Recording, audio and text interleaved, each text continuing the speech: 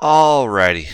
So I said it last video, but I thought it'd be fun. We've had Opus 19 for about a month. I've seen just about every card that I think is going to see constructed play. Wanted to kind of talk about them, see what's up with them, where I'm kind of feeling. It's kind of fun because all my thoughts are on video from like earlier, like before the set dropped. So it's really interesting to see where I was right, where I was wrong, so on and so forth. Let's go ahead and get into it. This cycle of summons is almost universally good. Like, every single one of them is good. The least commonly played one is... honestly, the water one. Like, water just has a lot of other summons it wants to play. Almost every fire deck's on 3E free. The main lightning deck that plays... it's looking for what Rama provides is playing it, which is 13. I mean, I guess like it's seeing less play, but it's also seeing less play just because there's less lightning in general. The wind one has been insanely good. The earth one is showing up in Ice Earth. The ice one is just good. Like it's just a good card. And the last one is what? Fire. What? Yeah, water. So yeah, it's interesting. Every single one of this, it's just been a banger cycle of summons. I'm amazed they didn't restrict this to make you target your opponent's forward, by the way, just to avoid the Megissa synergy. But they seem to want to just make Megissa better every single set. So who am I to argue with that? Ace was the fire legend. He's been simultaneously better and worse than I thought. I thought it would take longer for I thought 5 fire cards was nothing. I thought that'd be like turn 3. And like if you're splashing fire or like playing like a normal like 25-25 split, I thought like, oh yeah, turn 4 Ace will be live. It's like, no, Ace is live like turn 4 normally in a normal game unless you're like actively self-milling. And like there are actually reasons to self-mill in fire. There's also like a weird issue where he dies to Mist Dragon on entry, which is really strange. Can't think of any cards that have that issue. So he's an interesting one. I love like the Tidus Ace combo to just like get him out turn 1. Threaten your opponent with like big bunguses. We'd see a lot more of him if like Samurais or Mono Fire were still on the map more. The Edgar backup I haven't seen much of. The Taras are about as low impact as I expected. Even played for free from the deck, this is just not enough to be worth the deck space, to be honest. Especially in like such a bad element combination. Saz is doing his thing. He's, another Fire 13 forward that happens to be, basically free. So he's in a good deck, but he's not like the star of the deck. Dodge is... you see a bit of debate on which Dodge to play. I like this one more because I don't think you really want to field either Dodge outside of niche scenarios. So the one that's an EX burst that can also unbrick you is probably better in my opinion, but there's definitely an argument for both Dodges. Buffesaur I think would be seeing more play if it wasn't in Fire. Like they were definitely like if this was like an Earth or Ice, I think they would be considering this for Ice Earth as like just a removal spell that threatens the like whatever the biggest forward that comes in is. But as it is, it's just kind of in a weird spot. This Sabin is probably the second best Sabin in the game for pitch fodder. But, I mean, that's not saying much. The main purpose of him is just being special for Giga Chad Sabin. Miyu is really good. Fire has not had a backup engine card ever, so having like a good one. Dominion Legionary was like the best, and even it like sucked. So Miyu being able to get 2 different fire backups, or an ice backup, or a lightning backup, means that for the first time, fire has its own like mini Terra. She's not nearly as good, but I mean, nothing was going to be. This cycle, Monk has actually, I think, been the one I've seen the most. It's just pretty solid all the way around. All the effects are good. Even just tapping it to win combat once is usually worth it. Haven't seen any of the weapons. Lunith, despite having a good job, is just going to get outclassed by the other one. These are not terrible. These forwards, they'll see play. in like L3. They're a little too low impact to be in like standard, even with everybody playing rainbow decks, but they're not bad. They're just not exciting enough to see play. I've actually seen Leon do some interesting things. You can kind of use him in like almost like a weird OTK where you like get a Maria, search a Maria, and just go nuts.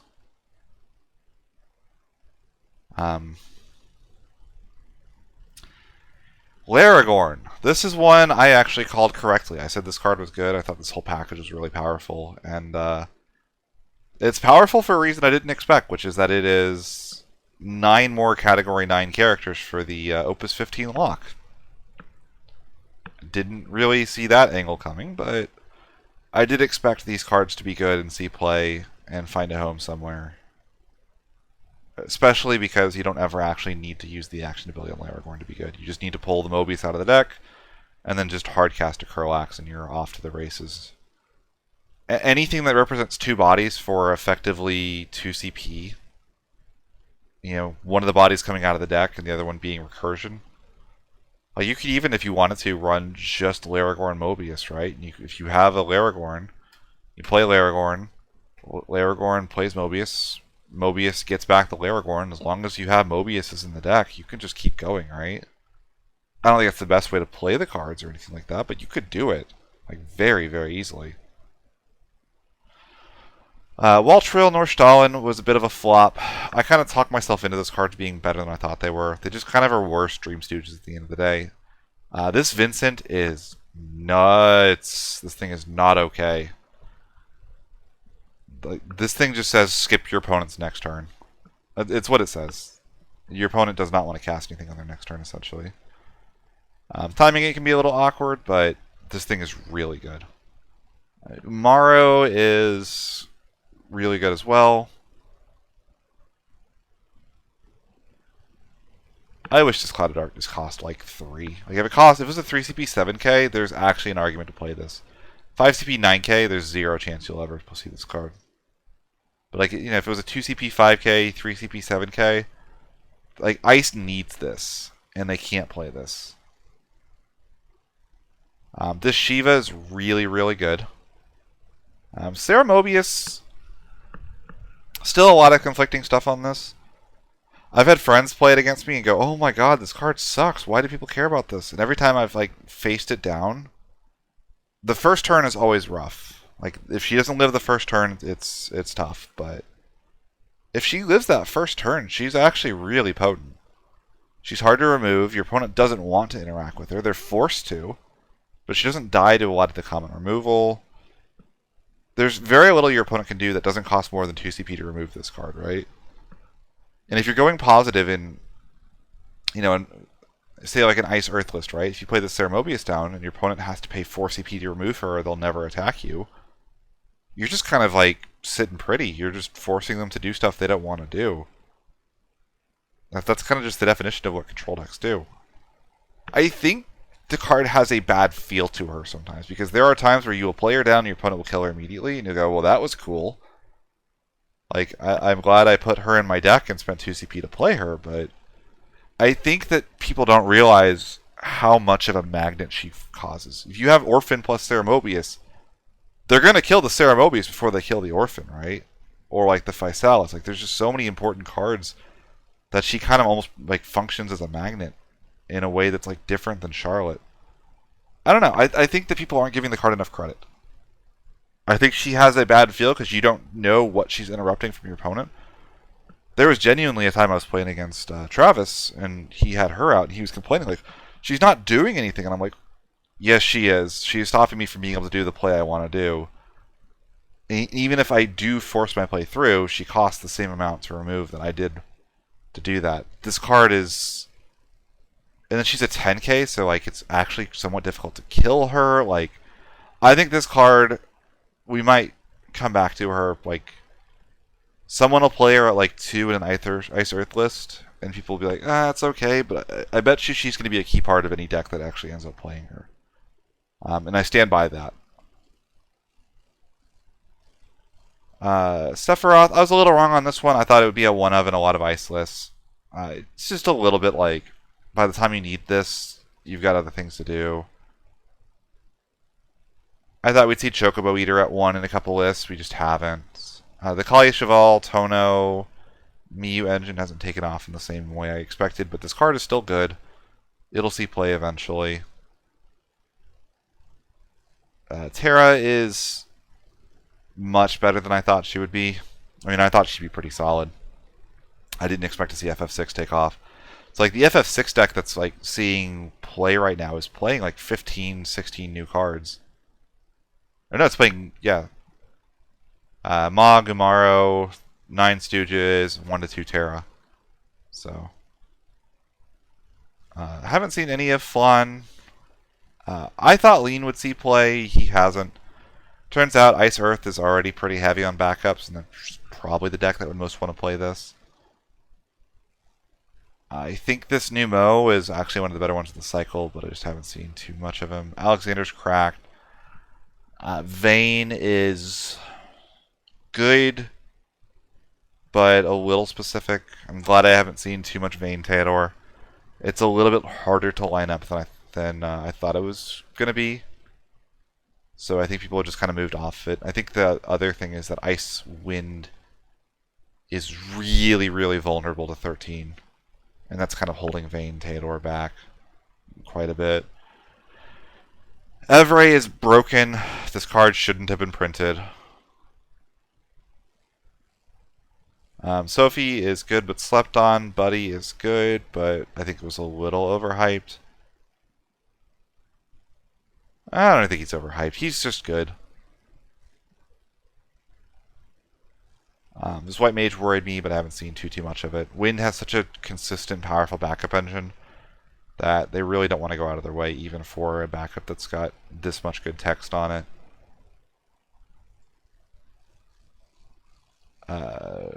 Matoya, she's fine. Not really what Dancer's needed. Riku is insane. I can't believe this card is printed. Moving on. Undead Princess, I think, still has a bit of untapped potential. Mostly just surviving Amaterasu on your turn. She's like a decent one of in most Earthless. Vanilla's good. Vincent is good. Aiko is interesting because I think a lot of people like really value Aiko, and the only issue is, to me, is if you're casting a 4 CP summon for free, you have to get 2 casts out of her, and she's so vulnerable. It's so hard to stick a 2 CP 5k with no protection for a long period of time, especially one that is scaring your opponents to the degree an Aiko will, right? So you have this 2 CP 5k with no protection that needs 2 other summoners, and actually works best with summoner forwards, which I didn't expect.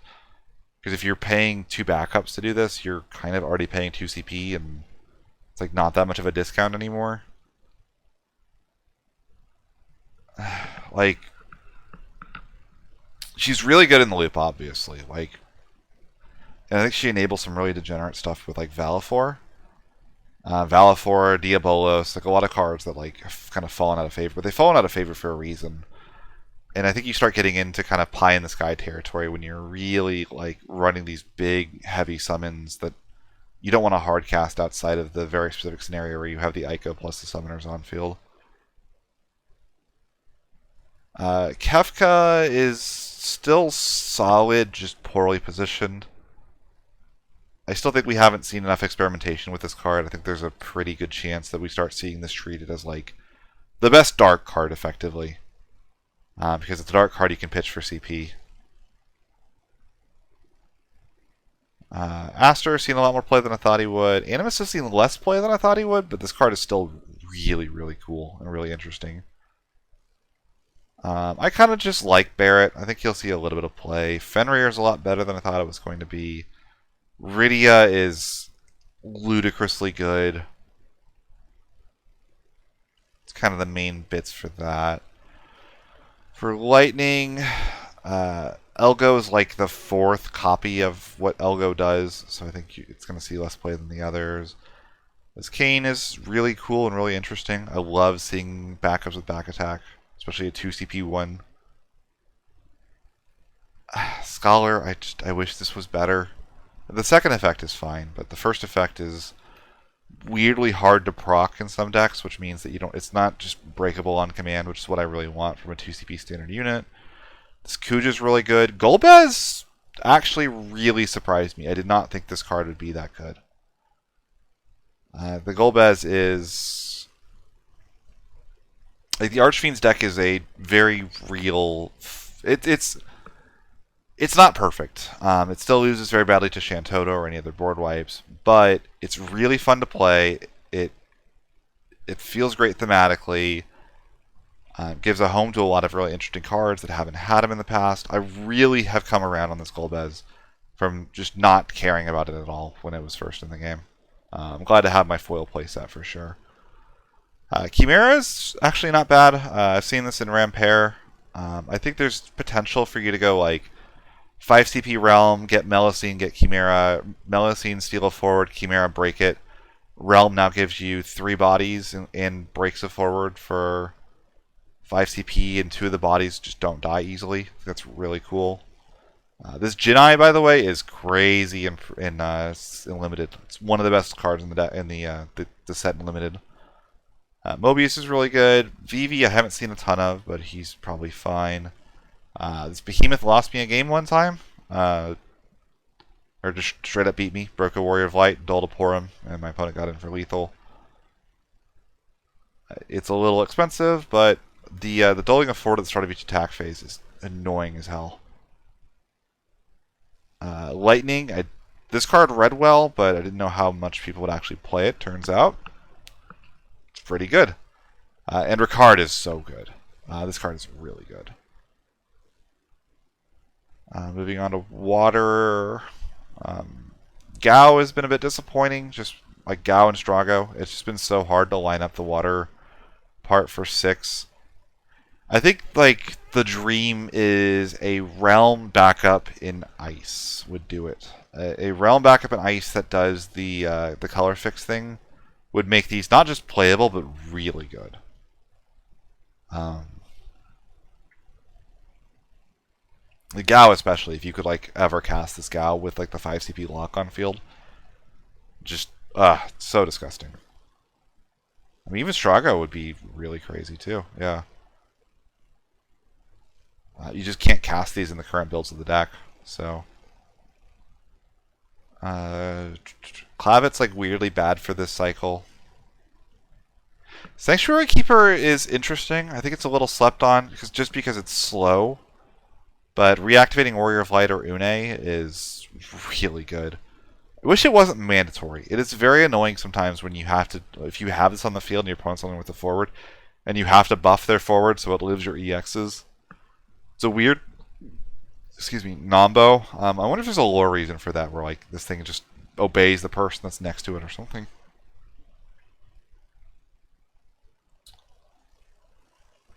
Tonberry is really, really good. Leviathan's actually been worse than I thought. I haven't seen people playing Joseph, but I still think people are sleeping on this as just a way of getting Furion into play. Refia, this is a better card than I thought it was going to be. But the reason it's better is because it activates Warrior of Light. And reactivating Warrior of Light means you get to ping again for free. So, yeah. It's a really boring way to be good. But it's part of the reason I think the card is okay. I don't know if it's quite a legend. Like, I feel like by the time you've like resolved the draw on it, you've already won the game. But she's going to see deck slots just for the ability to reactivate Warrior of Light. This Tidus is really good. Medine, not so much. Sin is about what I thought he was going to be. And Arc is fine. For Firewind, Cherokee Key is about as meh as I thought. I really love the design space. I'm hoping eventually we get better cards to pair with it. The Vaughn is really good, surprisingly. It kind of lets you go like play a backup, play Vaughn, activate your backups, play Warrior of Light, which ends up just being worth it, as it turns out. When you factor in an EX burst that like can be relevant as well. Thankfully, the Zidane has been less good than I thought. Turns out the best counterplay to Zidane is to just ignore him. When you see 3 fresh cards your opponent doesn't know about, the hand knowledge matters a lot less. The main thing that this card can do that's annoying is disrupt your setup. But when you still draw 3 cards that are unknown, it's not that hard to line it up in a way where you can kind of get your backups down while this thing is trying to rip your hand apart. It's good. It's still good. Like, it's still annoying, but it's not like... It's not making Fire Wind do anything Fire Wind wasn't already doing, right? Like, it's not saving that color combination. It's mostly just getting poached by 13 and Soiree at this point. And I actually think, like, I'm starting to wonder if Soiree isn't better off playing just the 3 CP hand rip Zidane over this for more consistent color access and just, like, the ability to stop the opponent, which this Zidane doesn't necessarily do. Going into the Ice Earth, all of these have been better than anticipated. The Emperor's Warp. I've seen people just warp this turn 1 every single game. And when it comes in, it's a 9k that also recurs of, like, the card that you pitch to do it. And if not, it recurs the best card that you need. Like, it's just fine. It's not an all-star in any deck by any means, but it is good enough. This Prish, every mode on this Prish is good. Even when a card feels good to both hardcast and to warp, like this, you know you've got a good card. And Archaicus needs no introduction. This is a custom card for Ice Earth. Gilgamesh, I haven't seen anybody play at all outside of, like, pre-release. This Cloud is really good. Varialdi is interesting. It's definitely good, but a lot of, like, the turbo stuff you can do with it is held back just a little bit by it being multi-element, which is good. I don't want Varialdi X Death Turbo to be a thing. It's like a lot of what that does you can also just do by playing Neo X Death Turbo. The Wind Water stuff, like, the pain is fine, but, like, unimpressive. Hilda just doesn't have anything to do right now. I don't know what you're doing with this. And the Yuna is good, but there's so much name clash that it's hard to fit her into some lists. I will say that, like, she's just a mono win card because of Riku. Like, it does the water element just means to have Riku down before you do this, which you need to anyway. And the damage 5, getting a Lulu out probably wins you the game, but I don't know. It's too slow sometimes for what you need it to be. Une is busted. This card, the only knock against Une is that she doesn't do much against 13 because there's no backup to bounce. But other than that, I mean, she's 2/3 of a Leviathan for 4 CP that also... I don't think people realize how good repeating summons over and over and over is. You just get to do the best thing you want to do every single turn with this card. Garnet's really good as well, both to warp and to hardcast. The underrated thing about warping Garnet is that sometimes when you get to start a game with 9 cards in hand, or start a turn with 9 cards in hand, you get to just kind of do whatever you want. Maya, I haven't seen a lot of. She's interesting, but the density of Mobius cards, until Sophie gets unrestricted, probably just isn't really there for now. I definitely tried for a little bit with this, because there's actually some decent Mobius summons in Earth and Water, but... Zac, just not really what this color set is looking for. It's not a bad card, the EX is nice, but you're never really going to want to cast this in a Warp 2 just a little longer than you want. Anima is horrendous, maybe one of the worst cards to see Top Cut play, specifically because it's a lightning card that's category 13 that also doesn't break the fire half. Ishtola's good. She's good. Nothing insane, nothing wild, but she does what she says on the tin. She's just kind of the finisher for 13 right now. Mog 6, I didn't realize how good this card would be because it's a free cast in category 6. That's like the big thing. Like the damage 3 as well, like free draw a card, Dull Frieza forward, and then a lock reveal probably just wins you the game. The Shadow Lord's probably better than people give it credit for, but it just isn't going to see a ton of play. But yeah, a 2CP 9K is not a bad card. Realm... I think it's weird. The best home for Realm has been Icewind. And just trying to cheat the water any way possible. Ice Water just... It feels like it's lacking something. There's just not traditional removal. Like, you either are dull freezing stuff or you're bouncing it most of the time. And neither of those really feel like they do enough. Probably the funniest thing I've seen with this, I was playing it against a friend who was on Ice Earth, and I stole both their Scale Toad and their Biblos, and I got to just say, look at me, I'm the Ice Earth now. But yeah, it's even funnier because they flipped the Larcacus to me. They drew a couple turns later. It's like, I have no monsters in my breakstone because the stupid Realm keeps taking mine. Outside of that, she's not an all-star, unfortunately. She's just like interesting. If there's more ways of getting her into play in the future, or if Ice Earth has a real reason to be played, well, we're going to see this card do a lot of really cool things. Warrior of Light. I thought this card was good. I did not think this card was going to define the metagame. It was a whiff. I didn't see that one coming in any way. Every deck that can play this card is playing this card. Every deck that is close to playing this card is going out of its way to play this card. This card is good. For the starter stuff, I've talked about this pretty much at length, and this video is long enough as is. So I hope you guys enjoy listening to me ramble, hopefully for the last time, about all of the From Nightmares cards. And yeah, see y'all in the next one.